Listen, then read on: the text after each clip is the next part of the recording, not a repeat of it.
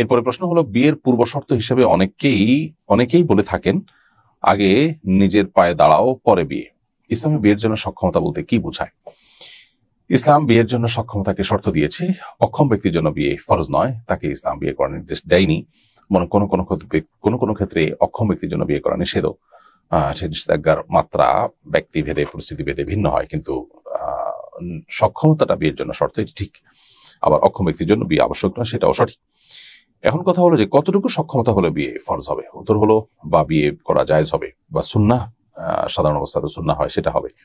এর উত্তর হলো যে বিয়ে করার বিধান প্রযোজ্য হবে বা বর্তাবে তখন যখন কেউ স্ত্রীর মহরের পাশাপাশি স্ত্রীর ডাল ভাত জোগাড় করার মতো সক্ষমতা যখন তার থাকবে, আর্থিক সক্ষমতা এবং শারীরিক সক্ষমতা তার কাছে থাকবে, তার জন্য বিয়ে করা বিধানটি তার জন্য প্রযোজ্য হবে।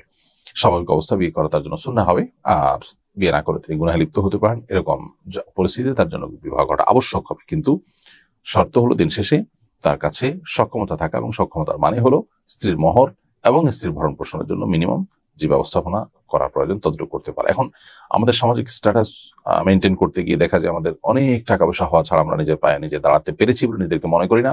এর ফলশ্রুতিতে বিয়ে বিলম্ব হয় এবং যার থেকে নানাবিধ অনাকাঙ্ক্ষিত পরিস্থিতি তৈরি হয়। আজ জেনার যে সয়লাভ হচ্ছে বিবাহ বিলম্ব হওয়ার কারণে সেটি সবচেয়ে বেশি হচ্ছে। যার কারণে সময়মত বিবাহ দেওয়ার ক্ষেত্রে, বিবাহ করার ক্ষেত্রে আমাদের আন্তরিক থাকতে হবে এবং চাহিদাকে কমিয়ে আনতে হবে। প্রয়োজনে অনেক বড় ঘরে বিয়ে না করে নিজের সাধ্য সামর্থ্যর অনুপাতে কুফ বা সামঞ্জস্যতা মেনটেন করে তিনি বিয়ে করতে পারেন।